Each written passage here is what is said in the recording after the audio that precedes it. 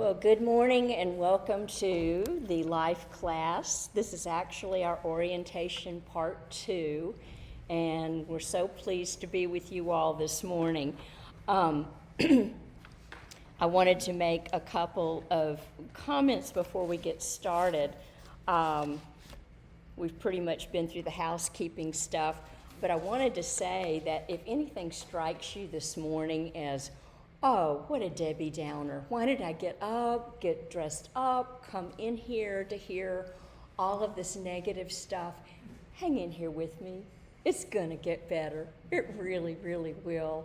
This is about growing and healing and thriving, but we do need to talk about some of the stuff that has happened in the world, that's happened in our lives, and go through this together. Talk about honestly what some things are.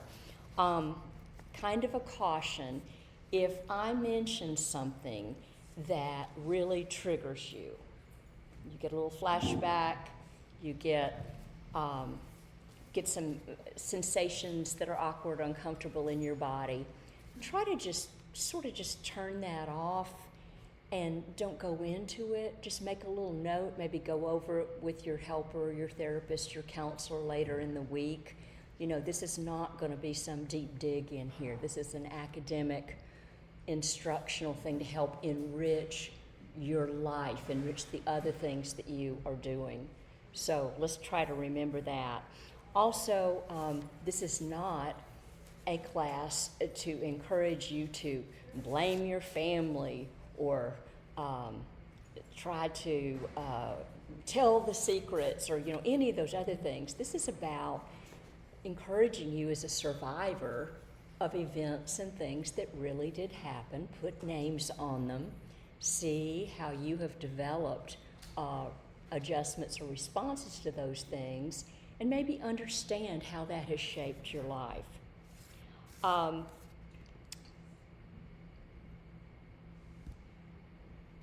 I think the computer has gone off.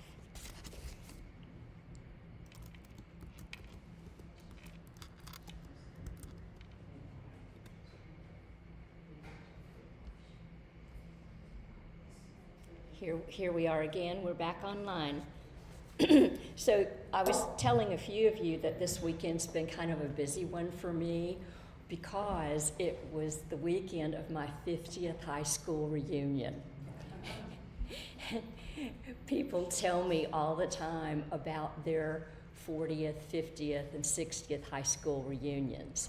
And, usually it's stuff like, I was kind of the only one not on a walker, and everybody had white hair, and people at my table were drooling or slobbering. I mean, they may have gone to like a really small town where people really didn't have medical care, or had been out farming with their bodies, for years and years. So I wasn't really sure what was going to happen last night. Well, our class was always kind of like two extremes. We either had like the real hellions or we had the really good students, and there was kind of like nobody in the middle. So we start out by looking at this screen, farewell and Godspeed. Sure enough, probably about 25% had passed on, and then there were the rest of us. And what a wonderful experience to have on the eve of sharing this time with you, because it was kind of the same thing. Here we all were, all races, all faiths, some no faith, it didn't matter. I was with my strong group of Jewish friends, some Buddhist friends, some agnostic friends, and they were going, well, what are you up to? I was telling them about being in this class. And then it's time for the prayers to come around from the podium, and they're like, aren't we all just so grateful to be here together despite what we've been through? Because the early 1970s, when I was there, was a time of huge unrest in Nashville. This was the first integration. It was like a civil war here in Nashville. People were yanked up from their schools. there were people being brought in from all they knew in the ghetto and being placed in these wealthy white communities. Half of our friends whose parents could afford it were just yanked out and put in private schools. Those of us whose parents couldn't were there to cope. The first year that this happened, there was a murder right in our little section of lockers. Where? In our section of lockers, lockers where you lock your stuff up. Yeah. Yeah, there, a man killed another student because he could afford a high school annual and the other couldn't. So it reminds me very much of like today, the hypervigilance, because we had a constant police presence and security guard my junior and senior year with walkie-talkies, constant. All in-house school activities were canceled, and I'd been in a bunch of clubs. And it reminds me so much of today. So much of today. So the next person that got up to pray said, we've been through a lot together. And some of that I just kind of took for normal. But I thought, that's kind of a big T thing maybe. I had never put that on my big T list. And that's kind of a little T thing too. 2 years of school with that, every day. It may have helped me to sort of cope with all the work that I have done with other colleagues, as we've talked about. I brought together 6 colleagues last March who had all worked with the different school shootings for years. And there's just something about having lived in a police state like that that says, okay, this doesn't really freak me out. I always wonder why that didn't freak me out as much. And that was the answer last night. Oh boy. Anyway, I just wanted to give that to you as background, that how our brains worked. I also last week shared with you all that a great percentage of people that I work with suffer from what I call church hurt or spiritual abuse. And this room does a lot of things. It's home for divorce care. We also have Grief Share in Campbell West. I used to teach a class called 12 Steps for the rest of us. Susan was a part of that for years. And there were people who had not darkened the door of a church in years, and with good reason. With good reason. That's the last thing they wanted to hear. So this is a place for all faiths or none. Faith is not a requirement. Wanting to learn is a good requirement. Wanting to be together with other people who get you, who get this, who want some answers, is a pretty good requirement. That's where we're coming from. I will make references to certain scriptures and other wisdom literature, not in the hope of saying you have to sign a card that you will give to the church, or that you will do this, or that you will worship God the way we want you to. That isn't happening. So I want to relieve you of that right now. We also wanted to make things that you would normally spend thousands of dollars on by going to a very specialized intensive workshop. We wanted to make these free. And so that is the heart with which we come. And then the Tim Fletcher that you'll be meeting on video, who's the founder of our recovery education program, who has started these centers all over the world, we'll be bringing in cutting-edge experts and a lot of information that you may not be getting anywhere else. So with that, I'm going to give you just a few statistics. And long before the word fact check came into being, and we really need to be about fact checking, I was a social statistics major in college, and I was very cynical about where'd you get that information? Is that a credible source? Blah, blah, blah, blah, and I'm sure you all are too. I'm going to throw out just a few statistics that really are about the best guesstimate. and these are pretty well researched, but you please feel free to do your own research. I do not know if this is recording because it keeps throwing me offline. So if we don't get one, there's always next week. All right. So our society, as I mentioned, is becoming more conscious of this thing called trauma. And in the education world, it's probably a little bit more aware than the public world at large. But we still don't really understand it.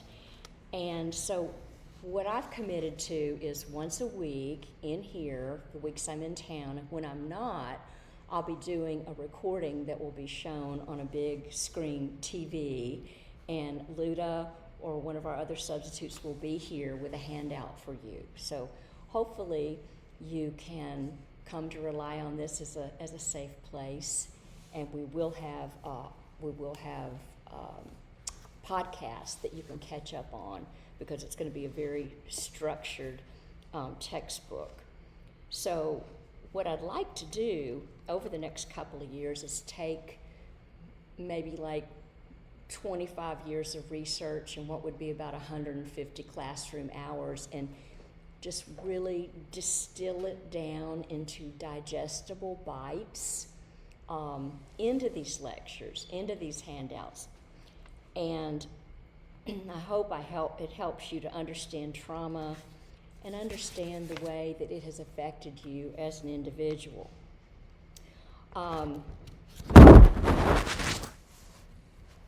It's very different from the traditional medical model that we have had. I know that in the early 1970s, I worked for a company that had a large warehouse, and I was working after school, I was working weekends, I was working a lot. Even we all started working at like age 11. Yeah, we had jobs, to help out. And so I remember that I was in the warehouse with this guy, and he was a Vietnam War veteran, and we worked a lot with guys like that doing the inventory. And all of a sudden there was a transformer that blew outside, and of course he was right back there on the field, went into shell shock, started yelling, just freaking out, and something in me was just real calm about it, because I thought, boy, I felt that way. So this is the age before cell phones, so I just told him to calm down, it was going to be all right, and I snuck out the back. I went and got my boss, and I said, Gus thinks he's still back on the battlefield. He's seeing, he's feeling these gunshots as though they're happening right now. And he goes, why? It's a transformer. I said, I don't think you get this. He is seeing it as it is. And then a couple of months later, our bookkeeper, Monroe, veteran, Vietnam, he's up in the balcony of this office building we had. And there's a fire engine that goes by. And he says, I'm here to save you. I'm here to save all of the troops. And he's like poised on the edge of the balcony. I'm like, Monroe, don't jump. Same thing repeats itself. So later at college in abnormal psychology, I remember that my professor asked me to teach the class while he was out of town, and it was on PTSD. And I told that story, and the class was like, but why? I mean, they knew they were there. I mean, how can you, be one place and you see what you see, and then how does that go on? And I said, I'm not really sure, but I get it. Because I had had so many flashbacks, so I had had so much experience with that myself. So that was our early understanding, rudimentary understanding of PTSD. And little did I know that years later, when I was 42, I was going to be hospitalized for major PTSD, a lot of which had already started, for 9 weeks myself, which I went over with you last week. There was something that I didn't quite get, though, those 26 years ago, that has come to light for us since then. And it's not so much about that big T. And there's like, you know, I have a copy of the little test here. There's a bunch of them, but there's like 20 different questions. If you have major PTSD, and have a copy here if you're interested. But there's something that used to be called developmental trauma. They were little chronic things that happened very subtly over time that had to do with our relationships or lack thereof. And the thing is that when I pose this as a question to most people, they will say, that's ridiculous. I had a great childhood. I had the perfect family. And so usually there's great pushback and a very protective stance with good reason. We don't want to feel uncomfortable. We may have a wall that says, why in the world would I want to take a look at that? Or we may be very protective about I call it our crest, our family name. You know, or if I even start to think about this, I will fall down into some abyss here and never come up. And those things aren't true. You won't. You won't. You feel just enough that you need to feel at one point, and then just enough at the next point, and just enough. There is no abyss. And I promise you that.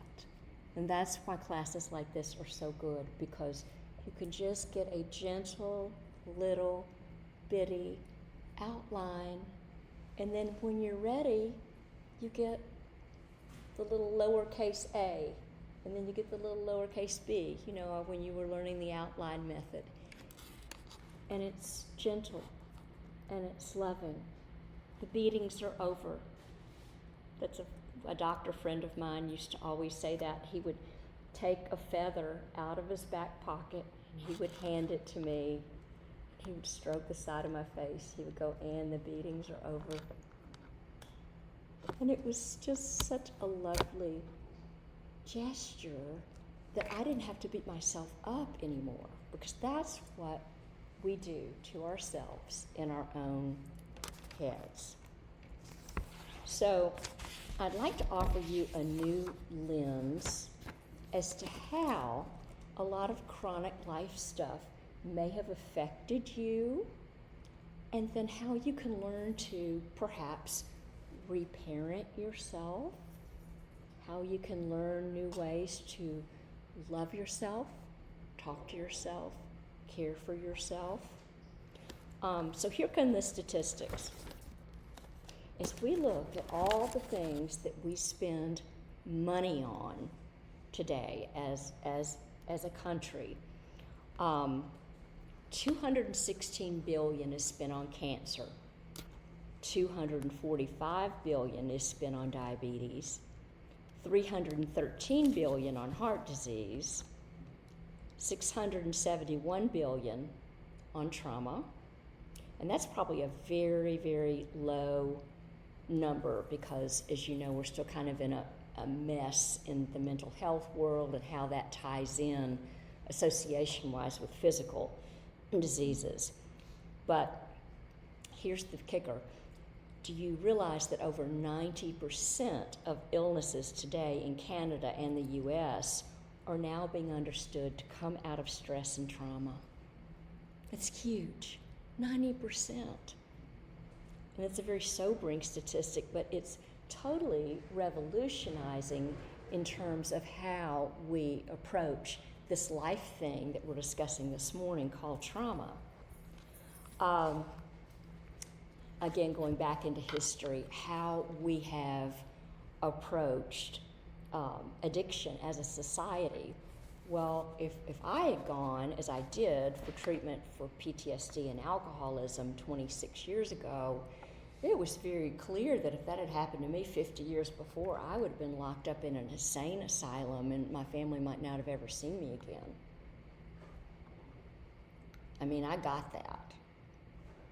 When I spent an extra month in a halfway house and everybody there was court mandated but me, it was rough. And I drew on my days of abnormal psychology, where that's the kind of stuff we studied. Those are the places that we visited. I didn't take for granted the fact that I was in 1998 and that a lot had happened and progressed. But I also felt like there were missing pieces. So I've dedicated my life to try to find out what are the other missing pieces? And I believe that we found one, such as an understanding like this. And not to say that there's not absolutely huge genetic components. Those are there. They are real. This is simply one more big factor that can practically help us. And we can learn tools that can really reverse our day-to-day experience. I believe that God wills us to have full and joyous and abundant lives. And it's never too late to start that. Yeah, life happens, and a lot of it's not present, but this inner state that we can achieve is something that is not pie in the sky. This is something that is available to us as a reality. So, what's happening is that we're starting to view homelessness, addiction, a lot of crime, not so much as this judgmental, preachy stance of like, ooh, those people, what's wrong with you? Okay. We're starting to look at it in understanding that, and of course we have a pretty good grip on the broken brain thing. Yes, there's pathology. Yes, there are people that should never see the light of day. Yes, there are people that should never be let out. But we're also starting to have this compassion where we're looking at them and going, what was it that happened to you?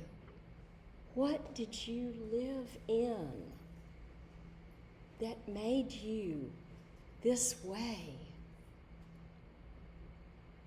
It's a real turnaround. And we can look at ourselves in our resistance, in our anger, and maybe in the areas of life where we're very rigid. And I see that a lot about people in the control areas, or maybe people that where their life has just kind of come to a funnel and they feel like they've just kind of ceased living. The joy of life is not there. What happened to make you so afraid that you cannot be open to life anymore? What happened that you focus on every ailment? Or what happened that everyone is shut out of your life? We see this quite frequently. It's also, I'll give you one more statistic, and this is huge, but any of the addictions, and I'm not talking necessarily chemical or substance addiction at all, but I'm about workaholism, perfectionism, shopping, just any of the stuff. We all, kind of have people pleasing, all this stuff. 97% of people that have some type of addiction have childhood trauma. Huge. So it was a solution to pain that we felt, and we couldn't resolve it. It's a solution to emptiness and lack of joy that we experienced. Again, a solution to our problem. So in addition maybe to a genetic type basis, the real issue is we keep trying to solve that trauma over and over and over again. We needed unconditional love. We needed, and for those of you who got the handout last week, and if you don't have it, we'll get it to you, but one of the things we're going to be talking about a lot in this class are 12 just basic needs that our Creator intended for us to have. And even though we may have had an absolutely wonderful childhood, we have other people in our lives that are close to us that also impact our lives. As great a job as our parents may have done, we need safety. And that's not just the practical things. I don't know how many people I've had from very wealthy or affluent families that could have had anything in the world, but they did not have the emotional safety of an available parent. Of course, we look at now with our digital and social media world and all of the distractions, it's even more important.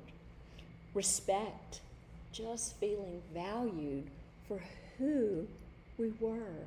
It's just that unique, little, innocent, precious being that was not going to be like anybody else on this earth. Acceptance for our own personality, for our own limitations, for not having to maintain some sort of an image that would make the parents proud. And fourthly, a sense of belonging, validation of our thoughts, our feelings, our individuality, fairness, justice, honesty, trust. Something that you said or told, was promised it would be in confidence, it was not retold or relayed. Intimacy, attachment. Attachment is going to be a big part of what we talk about.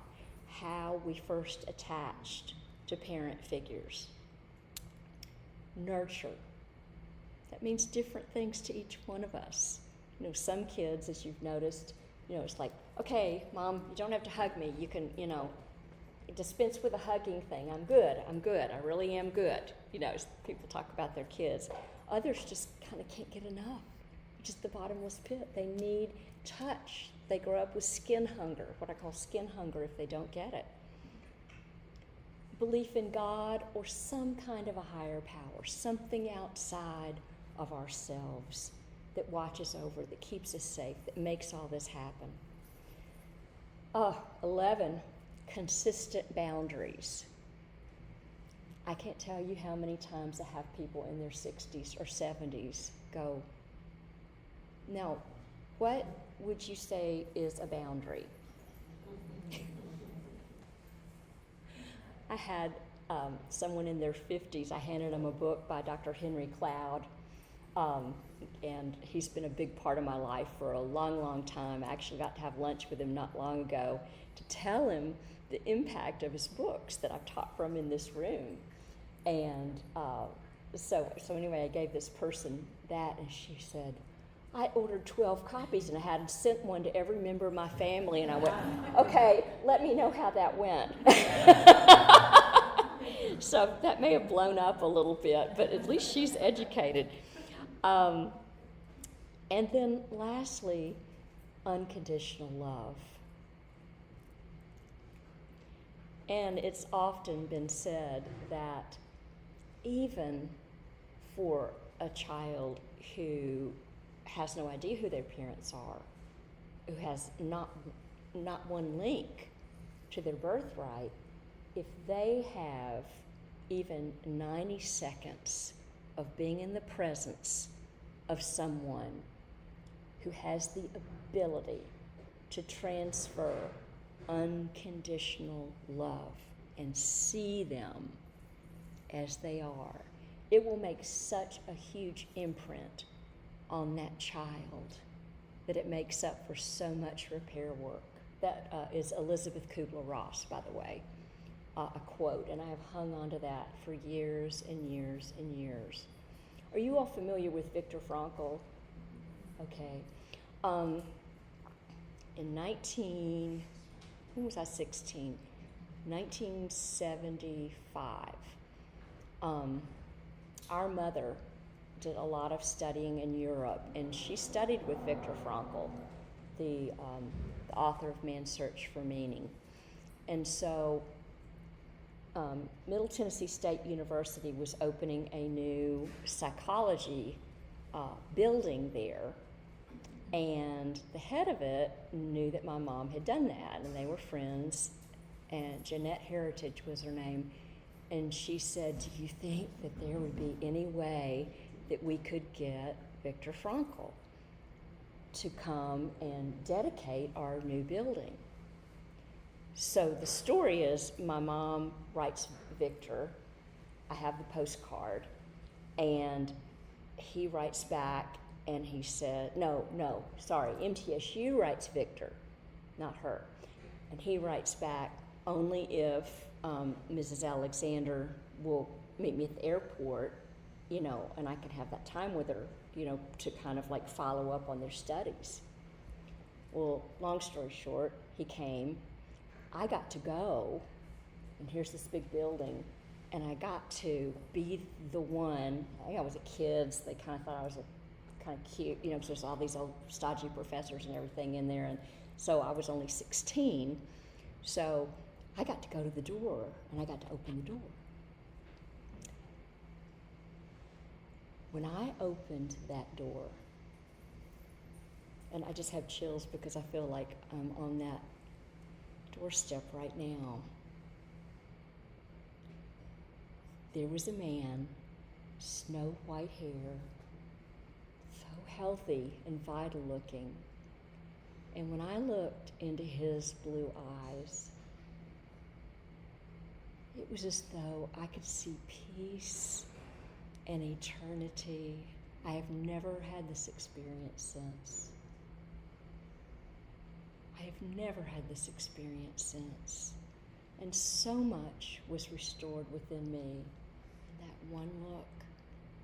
And when I stumbled upon that quote years later, I immediately connected them. I thought, yes, that was mine. That was mine. That is true. How can we do that for other people?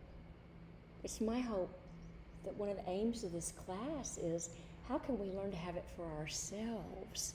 And then how can we take it outside of this room? When the world be a different place? So we start smaller. We start in concentric circles, our relationships. Now there are some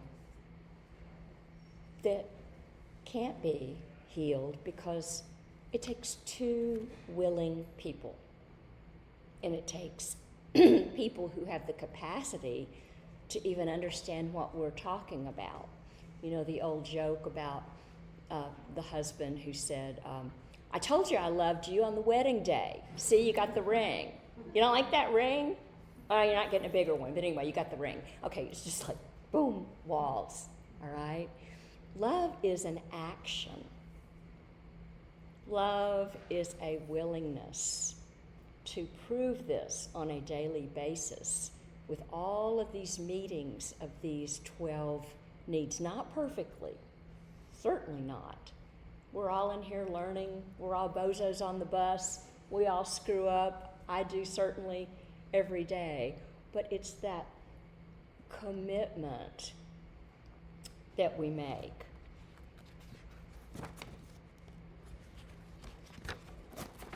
Dr. Peter Levine, any of you who have kind of delved into the healing of the body, healing of the mind, he's been around forever, and he's a well-known trauma researcher. And he said, trauma is perhaps the most avoided, belittled, denied, misunderstood, and untreated cause of human suffering. And yet, I just said it's the thing that causes 90% of all this stuff. wouldn't you like to be kind of on the forefront of, let's don't let this be the elephant in the room anymore? What if we start with our own lives on this steady drip, maybe, that we've had over time? Talk about investing in your health, mind, body, and soul. So, there are two types of trauma, as you saw in last week's handout. There's something called simple. It's on that very first page. It's a one-time event, one-time horrific event, as I mentioned earlier. And then two, complex, which is repeated instances. Exposure to multiple forms of danger where we don't feel safe. We must always be on guard, and we're unable to fully relax. We can't trust anyone but ourselves. And this, have you ever been around a person or situation where maybe they had exploded, or maybe they had gone after you? Not every time, but a couple of times, or just enough times where you just knew they weren't safe. Or maybe it was a nonverbal thing. Maybe they hadn't done that, but your intuition just said, this is not a person that I can count on. This is not a person who's going to have my back. All of your instincts are there. So, the causes of complex trauma, there's 4 of them I'll go over again. The first is abuse, and there are all kinds of different types of abuse. It's been found, and you've probably heard this, that the effects of verbal abuse can be more profound than physical abuse, and then you also can't prove it. And so, often we know that, but those wounds are so deep. And also this includes being bullied at school. And when we look at people's memories of abuse of power, this can be like the year of I was telling a story last night at my reunion about the year of the bad teacher. That was just a tragic thing that happened to some of our people that we have lost. And, it was just a reign of terror that really traumatized people. And so there's abuse of power. There's so much abuse of power in the workplace, abuse of power in the church. There's no area, because there's humans. They're humans. And wounded people hurt people. So we also have neglect. Now this can be physically, and this can also just simply be under the heading of emotional unavailability.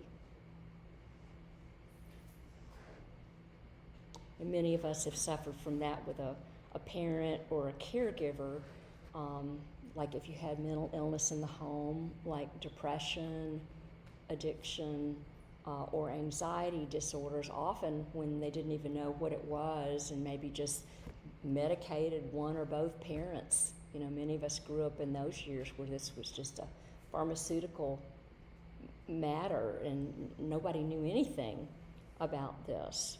Workaholism, parents had workaholism. Thirdly, abandonment. This can be if we had a death of a parent, either before or after we were born, divorce situations, certainly adoption, whether or not we've reconnected with a birth parent or not, all kinds of losses. And this can be, I know a great number of people who grew up in foster care, or some sort of child services situation. So the fourth is unmet needs, failure or inconsistently meeting basic human needs. So over time, I have material to where they've discovered 60 characteristics, just stuff that we do as a result of this.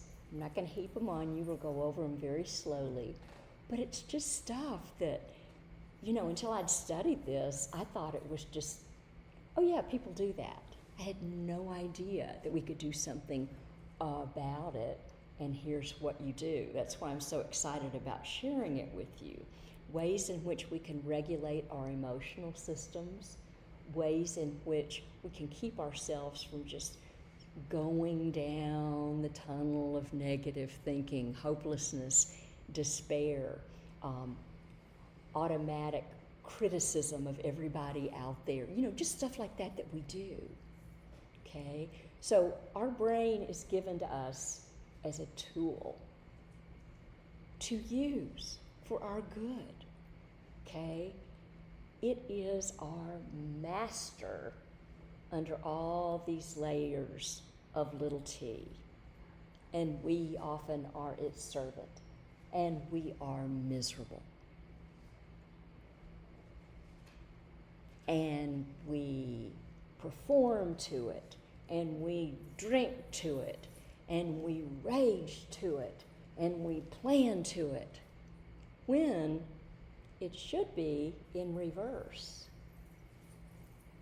Here I am, comfortable in my own skin, in touch with my desires and with the God of my understanding, and I use this thing instead of it grinding me up and being scattered all over the place, right? How do you get there? I think that this is going to provide some instruction. So I want to mention just a few characteristics before we close, and you can just kind of mentally check these off in your mind that have been proven. Of course, there is a genetic basis, as I've mentioned, but this is kind of a long list of things that have been traced back scientifically to having origins in trauma. You could think about family members, you can think about others that you know that struggle with this. And so your being here is a real investment in learning and information that can really help you with other people. Of course, self-esteem issues, that's really at the heart. The not good enough. Not good enough is always at the root. So this is all targeted toward the not good enough, if you've ever felt that within you. Get ready, you're going to have a lot of inoculation against that. Depression, anxiety, a lot of forms of ADHD, attention deficit, come right from this, because this scatteredness and not being at home with oneself is a major root cause. Anger issues, trust issues, definitely authority issues, control issues, the wearing of masks. Tell a quick little story. My first appointment when I got to impaired professionals in the hospital, I couldn't believe it. I had this really famous doctor who'd just done this 2020 series, and I got him. And everybody warned me how tough he was going to be, and he would put on these dark sunglasses when you would come into his office, his little plushy office, and he would close the blinds. And of course, I sat down, lowered the sunglasses, and he would say, so when are you going to take off that game face? I was like, what are you talking about? This is me. It took about another 6 weeks to begin to get through this huge wall that I had. I had no idea who I was. I had to be so defended and get through that to finally see who I was. And boy, did I get some great help. That was, if you're trying to intimidate me, you've got the wrong person, because I've been in fight mode for so long, but I kept showing up. and it saved my life. So back to the list, anything that makes us gain our value from the externals in life, our true value. This can be from doing, from our body, our appearance, from our position, from our job. Not being a human being, but being a human doing, as you probably often heard.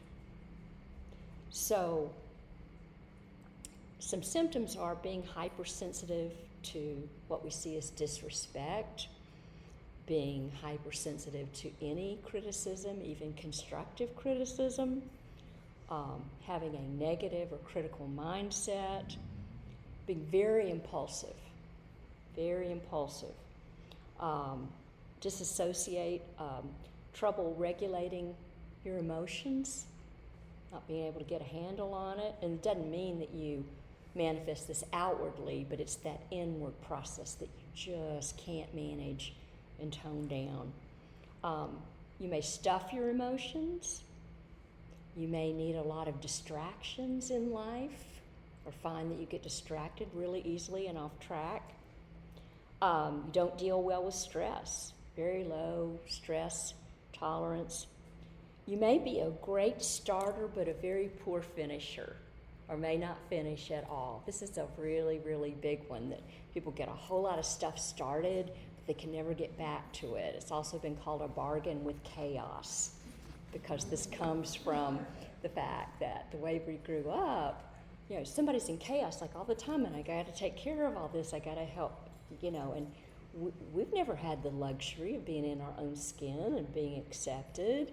And golly, here's my little project, and I get to follow these steps. Oh no, that's for other people. There's just too many fires out there going on that I've got to deal with.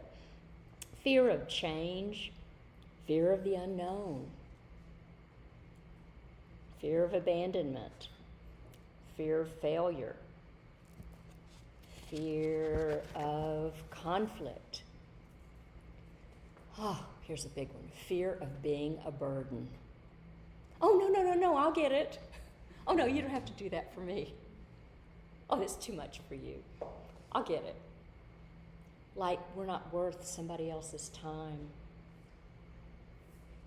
And so all kinds of relationship problems basically come out of those coping tools by a child who's had some trauma. So if your brain said, I don't have any, why am I sitting here? How'd you do with that list? Do you have any of those? If you have just a few, or somebody who could possibly, okay, good. I'm so glad you stayed. So all those tools were worthy attempts to survive the life that you've had and brought you here. Going back to my reunion, it was so interesting that all of us who survived and were not on the farewell Godspeed with the other 75 who died, we looked around, and it was so interesting because all of us were in the service provider profession. We were doctors, ministers, advocacy lawyers, some other helping things. I looked around and I went, well, go figure. And we'd been through all that in high school that I described. And it was just really an interesting thing, because that's what we needed to do to survive. And then we began to make meaning out of our lives in trying to do that, and have a sincere desire to help others. Hospice nurse here, this, that. I mean, it just really made so much sense to me about how we were able to cope. And I want to end here with a definition of trauma. It actually comes from a Greek word, if you didn't know, which means to wound. A hurt, a defeat, to turn, to disturb, to actually bore a hole. And here it's more like a medical, type of analogy here. And the one I love is William James, the father of modern psychology, in 1894. He actually called it thorns in the spirit. Thorns in the spirit. So if you think about fabric and it just being rent, like a hole in there. The problem is when you hear all these people say, children are resilient, they'll get over it. You hear that all the time. That is not true. Is that a mask that people use? Is that one of those platitudes, kind of like, you just need to pray to Jesus and it'll be all right? We're going to dismantle a lot of very twisted beliefs. These are avoiders of pain, or maybe what people have been told, and they're not true. I always find that maybe truth is a little bit painful in the beginning, but it is the truth that sets you free. It's like, oh, okay, no wonder I was mixed up. Now I know. Thank you. And we get lighter, we get freer. We're not meant to carry all this stuff. I had a woman about 15 years ago in her 80s that I worked with.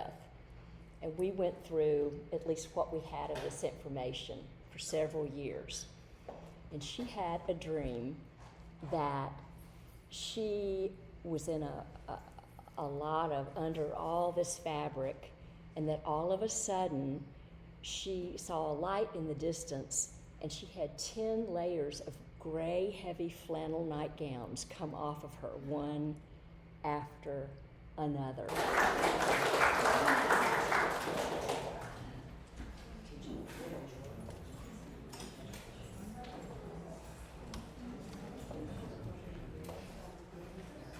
Can I get the handouts from last week if you have them? I was in divorce care, so I can't. Thank you.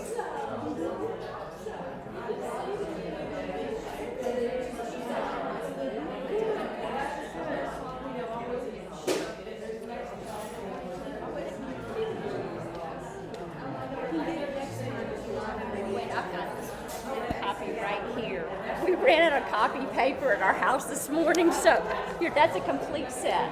You're welcome. You're so welcome.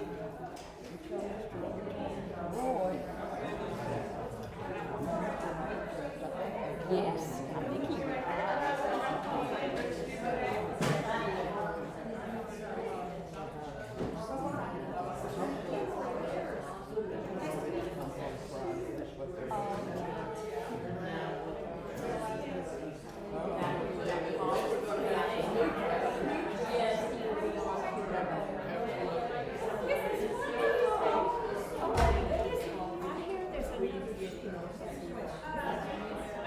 Yes.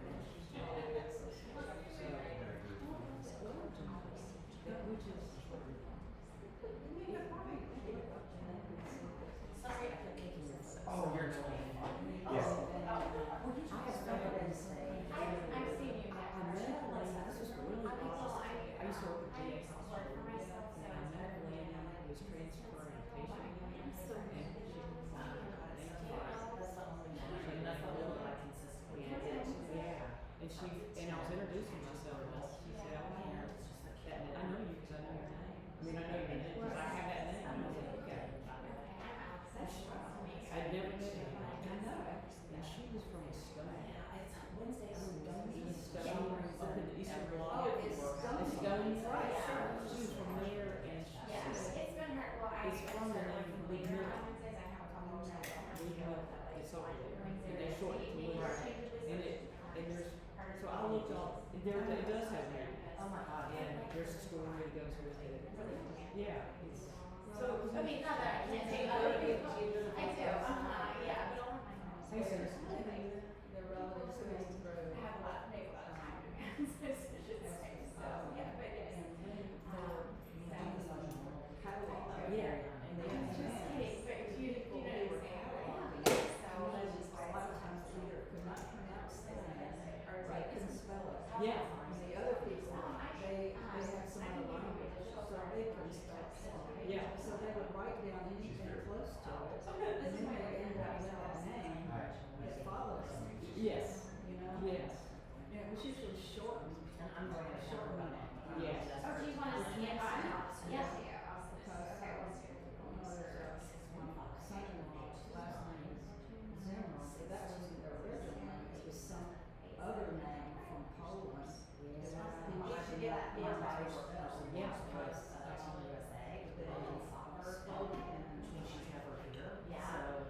It's a new profession, especially with like research. I say it's it is, yeah. So there's kind of a shortage in the state right now, so. It was nice to see you. Have you been to Ellis Island? So bad. I've been there. It is amazing. Sorry, it didn't. They just had a book, and they just wrote out people's names, and it was, Just getting the shoes.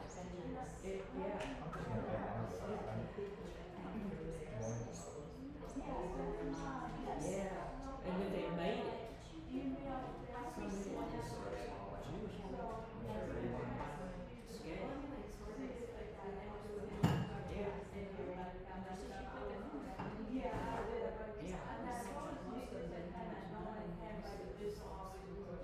Thank you. So I'll resend that to you last week. I appreciate it. Okay, thanks. You bet. Hey guys, thank you so much. That was really great. I'm so glad you enjoyed it. So this is nice. Hi, nice. Good to meet you too. After I married him, he Plan on being here for all on Well, as many the people. private house. he said something like, Thank you again. Yes.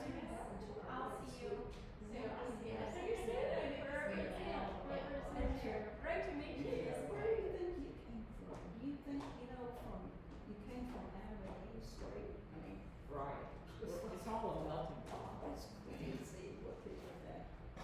Oh, I wanted to mention that, my sister is a psychiatrist in Nashville, and her specialty is trauma. But as it applies to psychological trauma and how it manifests in pain, Yes. different forms of pain. Yes. So, her name is Elisa Batson, and she has a website. Wonderful. And she learned this from some people out in California who, I don't know if they really started it, but they have a big program, psychotherapy. Sure. That's a well-respected branch of medicine. And she made a video, just like you're making a video, she's made one for the therapists at Centerstone to Right. train them Yeah.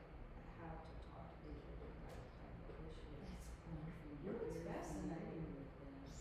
Well, no, there's always something else and new about it, and how to explain it. Yeah. I think, the subject is old, but how to explain